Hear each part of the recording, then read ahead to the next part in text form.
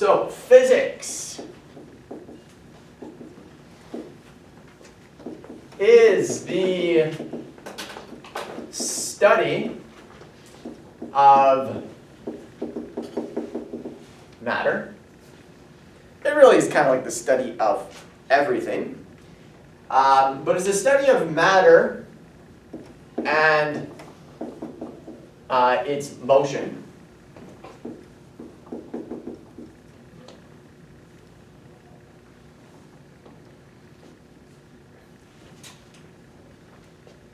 We're going to be a little grammatically incorrect here.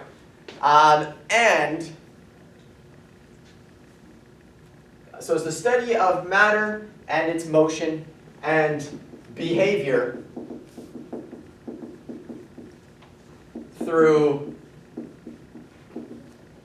space and time.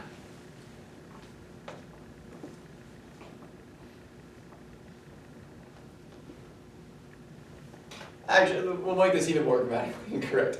We'll say, along with related concepts,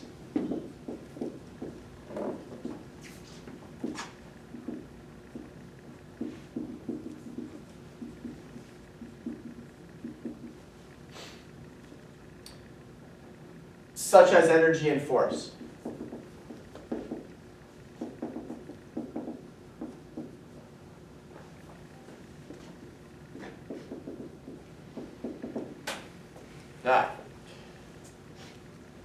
So that definition may be confusing to you, but rest assured, we're only dealing with a very small subset of physics this year. So in grade 10, we are only dealing with the physics of motion. That is all. So the ideas of energy, when we're talking about gravity, like you mentioned, all of these things we're not really going to be touching too much on. If you take grade 11 physics, you'll delve into the other areas of physics. Grade 12 physics the same. This year, it is just the study of motion and Newton's laws, but we're going to focus the first half on the study of motion, which we call kinematics. So the branch of physics we will be exploring for this first half of physics is going to be kinematics. And kinematics is the science of describing motion.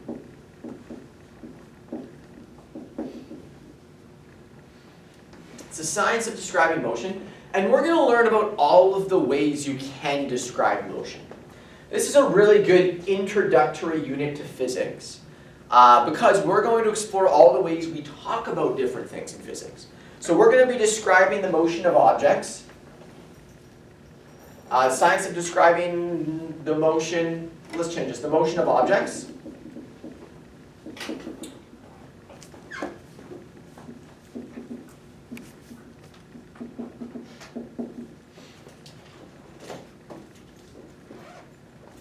Using words, diagrams is another way we're going to look at motion. We're going to use graphs. We are going to be exploring motion numerically, so we're going to be using quite a bit of math. And we're going to be using equations. So we're going to do calculations where we are given some parts of the problem, and we need to use equations to figure out the other parts. Like based on how fast you were, or how high your acceleration was, and for what length of time you were accelerating, you can figure out your speed, for example, your velocity. Now, you all have an intuitive sense of motion because that's something you've grown up with. What are some words you've used in your life to describe motion? What are some examples? Think about a car. What are some things, some words you can use to describe your motion in a car? Well, what's the gas pedal actually called on a car? Does anyone know the technical word for it? Yeah, it's your accelerator. right? So I'm accelerating could be a description of motion. What else could be a description of motion? Even things simpler than that. What's our simple way of saying accelerating? Fast. Oh, you could be traveling fast. Traveling fast doesn't mean you're accelerating, though. If you're accelerating, what are you doing? Speeding up. You're speeding up. What's another way to describe motion? Slowing down. Slowing down, right? So what are some other ways to describe motion? You could, what if you're not moving? Stopped. You say you're stopped, right? So, what if you are, what are some ways we describe speed? You mentioned one, Logan. Fast. Fast, what else could you say? You are traveling slow, right? So these are some ways we can describe motion. So we have an intuitive sense for it, right? You can say you're traveling slow or fast. Maybe you're speeding up, right? Maybe you're slowing down. Maybe you're at rest, aka you're stopped. So these are ways we can describe motion, and we're not really going to be getting more complex than that right there, to be honest. We're going to be learning a lot of different ways we can represent these types of motion, but really that's kind of what we're going to be looking at. We're going to be looking at, traveling slow versus fast, speeding up, slowing down, coming to a stop. These are the types of things we will be exploring in kinematics. Now, physics is a mathematical science by nature, but in particular, I'm going to push you to really have a conceptual understanding of everything we're doing. What do I mean by that? Well, math your whole life will have been fairly abstract. We are now going to be putting meaning behind the numbers. So everything we do in this course, all of the numbers I'm going to give you, they're going to have some sort of relation to real life. And there's numbers out on the road right now that you have some relation to. What do you see when you're driving? Speed limits. Speed limits, right? What's the speed limit right here? Has anyone driving yet in driver's ed? I think it's 50. It's 50 kilometers per hour, right? So we're going to be using numbers to describe motion quite a bit, and for the first time, probably most of your life, you're going to actually be applying some value to these numbers. They're going to have some real world consequences. Now, it's important right now that we distinguish between the different types of mathematical quantities we will be using though, because there are two main types. So the first type of mathematical quantity we will be exploring is going to be scalars. So scalar quantities,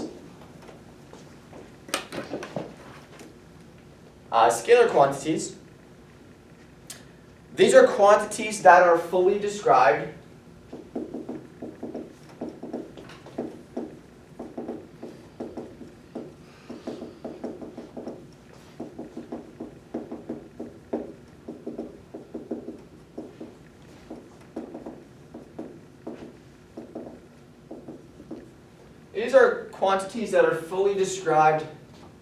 by magnitude alone.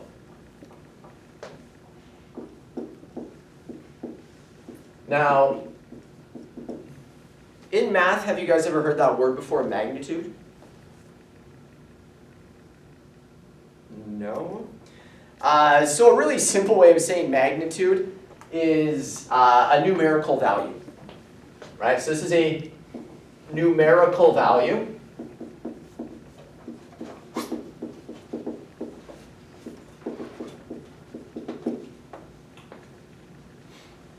So your speed limits outside, that is a scalar quantity. You are describing that speed by a numerical value alone. If you are wearing a fancy smartwatch that has a pedometer on it, right, tracking your footsteps, how far you have traveled that day, that is a scalar quantity. The other type of quantity we're going to be talking about is vector quantities. Now, vectors are quantities that are described by both a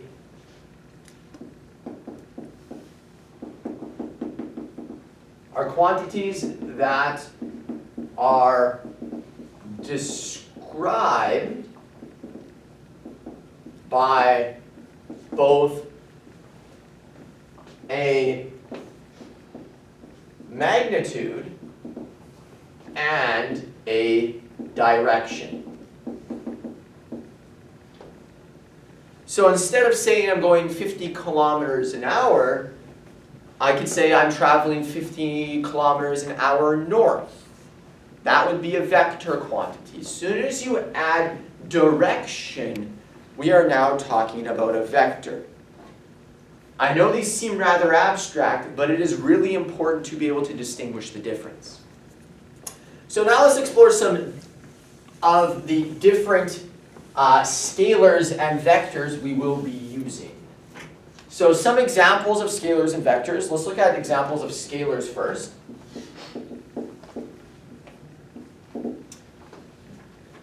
If you're wearing that pedometer on your wrist, what is that tracking? What is that tracking?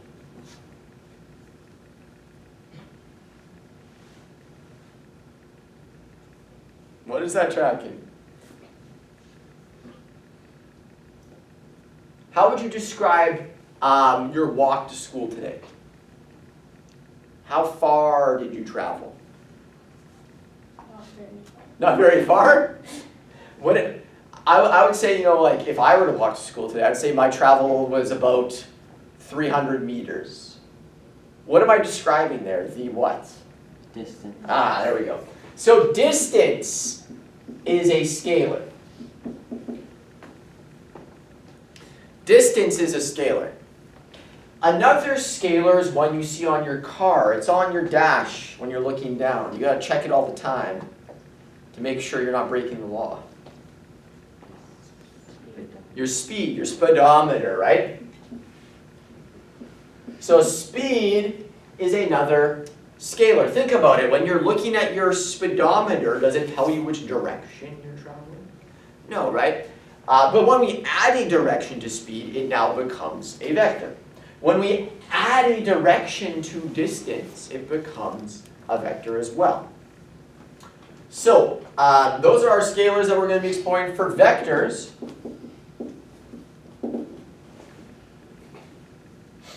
we are going to be exploring displacement.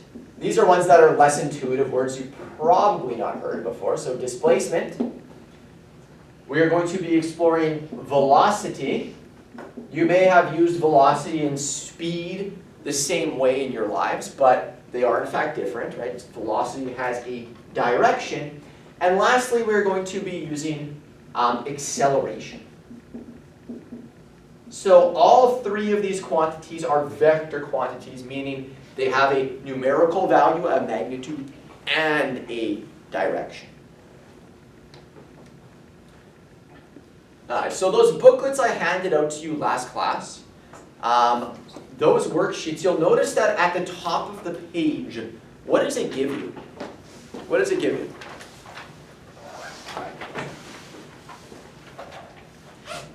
Let's go there right now.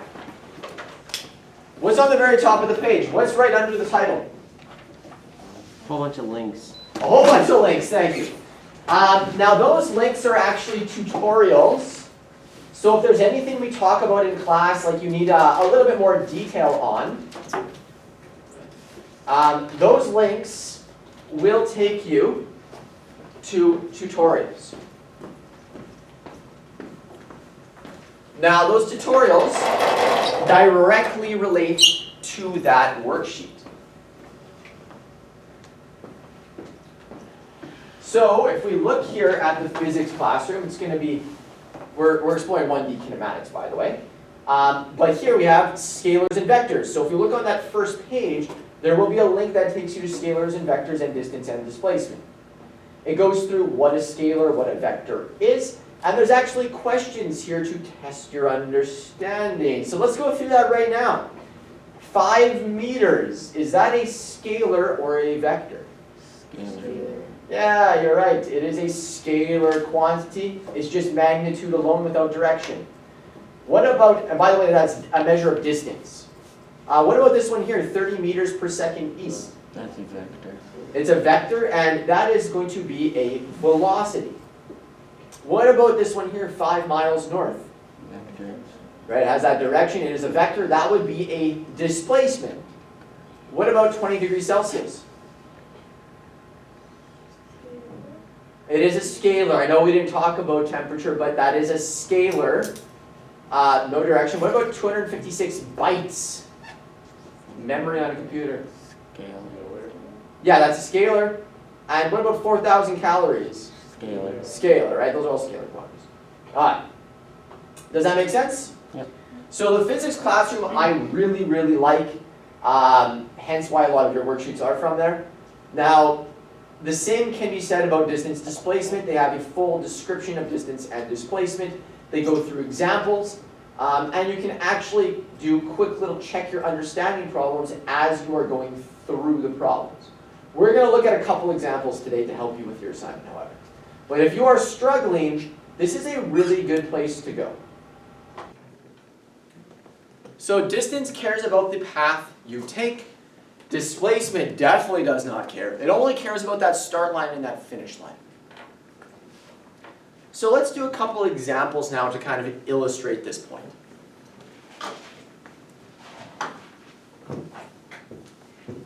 So let's say, Darren, you seem like an efficient guy, Darren. So, you're walking to school. You have plotted out the most efficient path possible. We're going to call this path A. And you walk to school in a perfectly straight line. Beautiful. Super efficient, gets there super quick. Let's say Yubo on the other hand. Yubo is very pumped that it snowed outside. So he's taking the scenic route. He's enjoying the beautiful white that is blanketed our city. He's like, yeah, I'm gonna take a nice scenic route to school today. I'm just going to meander around. Let's take that nice scenic route to school. Why not?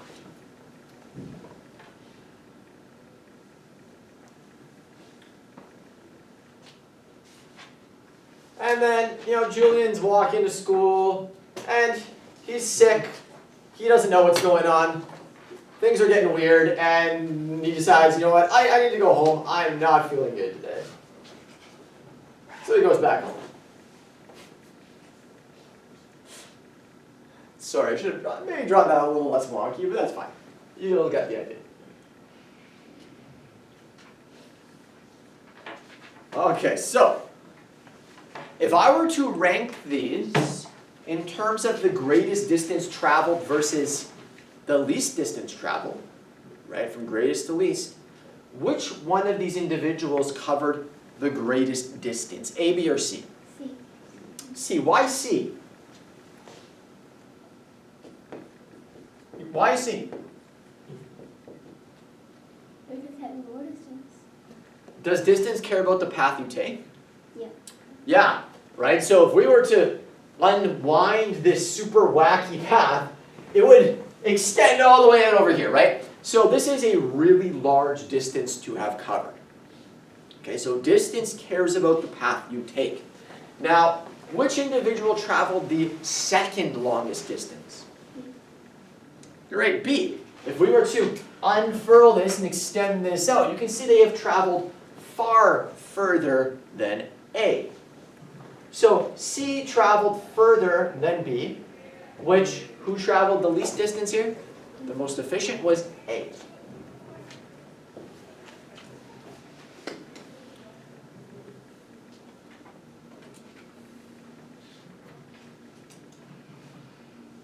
Now, if we look at the relative displacements of these individuals, however, which individual had the greatest displacement?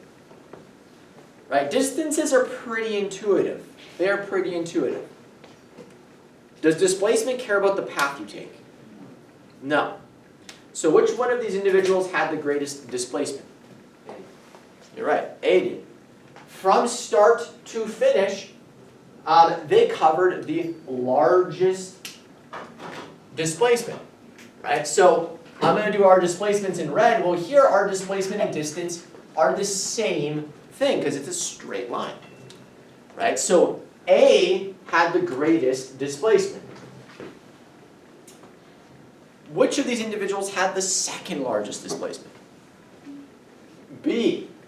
If we drew a straight line from start to finish, we see that it is shorter than A. And lastly, which individual had the shortest displacement? Obviously C. In fact, you can provide me a magnitude, a numerical value here for C. What was that individual's displacement? Yeah, it was 0, right? They traveled the largest distance, but they had 0 displacement. They started and stopped in the same place. Does that make sense? All right. So again, usually these vector quantities can be quite unintuitive if you put them in the right situations. Let's look at another example here. Let's say that, let's say me and Alina, we're racing against each other, right? We decided, enough of this, let's decide who's the fastest person. So we go out to the back track behind the school, and we're going to do a race. We're going to do a race. Anybody in track, by the way, in this class? No one? So if we do 1 lap, what kind of race is that? 1 lap around the track, what kind of race is that? Come on, I know they made you do track and field in elementary school / middle school. What kind of race would that be? 1 lap around the track. What's that? That's definitely not, that's like a sprint. Definitely not long distance. What is the distance around the track? There we go, that would be a 400-meter race, right? That would be a 400-meter race. So we're racing each other around the track. Clearly Alina beats me, just destroys me. Now, what would be the total distance we traveled? 400 meters, right? The track is 400 meters. What would be our displacement? 0. There we go. It would be 0. Why is it 0? Because we are stopping at the same point where we started. We stopped at the same point as we started, right? Our start and finish point are in the same place. I'm going to hit you guys over the head with this one more time. And then we're going to move on to a harder example.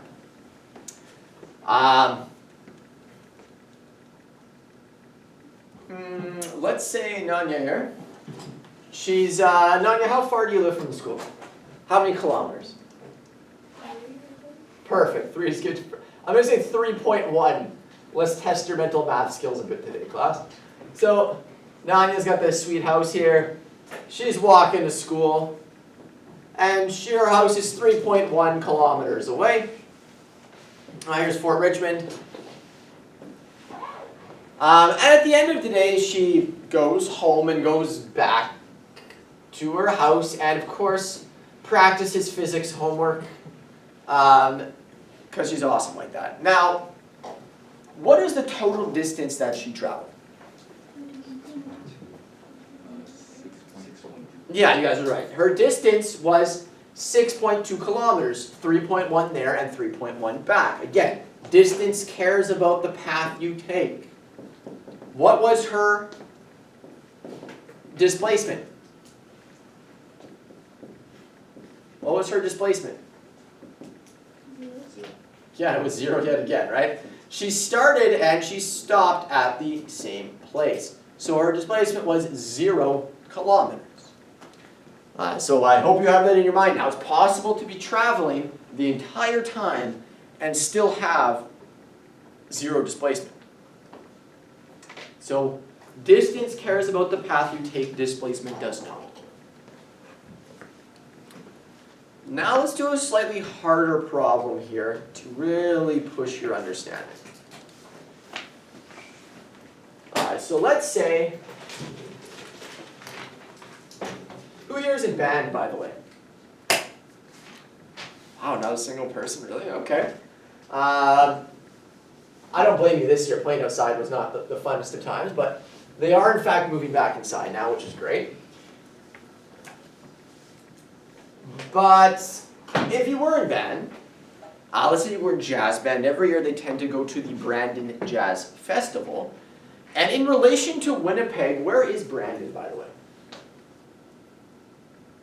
In relation, here's Winnipeg. In relation to Winnipeg, where's Brandon? Left, and yeah, it's west, right?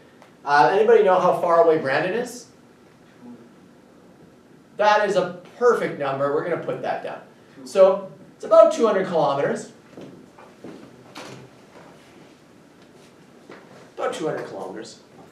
And let's say here Anna, never having played any instrument in her life, just picks up the saxophone, blows away all the judges, and she was offered a direct trip to Ottawa to play for the Prime Minister. A direct trip to Ottawa to play for the Prime Minister. Now, how far is it from Brandon to Ottawa? By the way, which direction is Ottawa?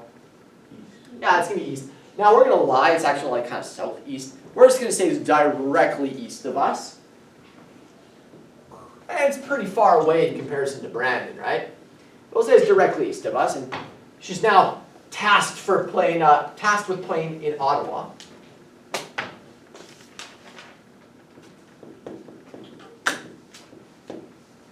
And how far do you think Ottawa is from Brandon? What's that? 1,000. So, it's a bit more than that. We're going to say that, okay, so you traveled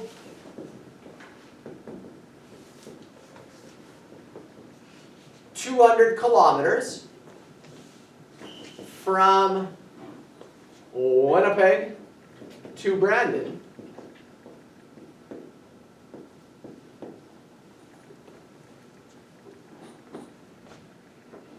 And then,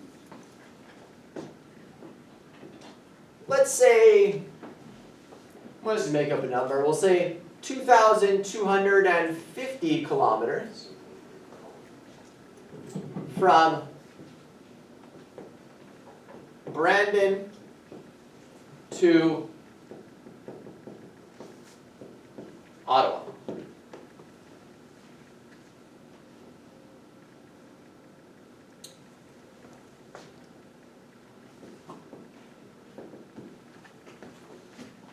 What is the distance traveled?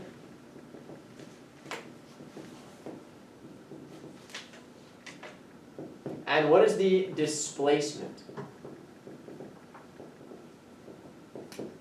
So take a second, try to figure it out, and then we'll go over the answer. Who has an answer for me here? What is the total distance, Shifa? The total distance for Winnipeg to Brandon and from Brandon to Ottawa is 2,650 kilometers. Does everyone agree? 3,000. There you go, 2,450 kilometers. So we traveled, let's plot this out. So we traveled 200 kilometers from here to here. I see what your mistake was there, by the way, Shiva. You added 200 again, but in my wording I said we then traveled from Brandon to Ottawa. Not Brandon to Winnipeg, then to Ottawa, right? So we went from Brandon all the way to Ottawa. And that was 2,250 kilometers. So in total, we traveled 200 plus 2,250 kilometers. So our distance here is going to be 200 plus 2,250 kilometers, which is going to be 2,450. That is our distance. What is our displacement? 2,050. Everyone agree? Oh, people are a little less quiet on this. People are much more quiet on this one. What do you think? Is that right? There we go. So, our displacement only cares about what? Start to finish. Yeah, origin to finish, start to finish. So we only care about, well, we started in Winnipeg and we finished in Ottawa, right? So if we subtract this distance here, right, from this distance here, if we subtract out that 200 kilometers, we will have our total displacement. Everyone see that? So, our total displacement is going to be the distance from Brandon to Ottawa, minus out our distance from Winnipeg to Ottawa, because remember we started in Winnipeg, which gives us a total distance of 2,050 kilometers. Now, I would say that that's wrong. Why is that wrong? I'm going to poke you guys a little bit here. Why is that wrong? Up to this point, it's been pretty easy because everything's been 0 for displacement, but this time it's not. What is the definition of displacement?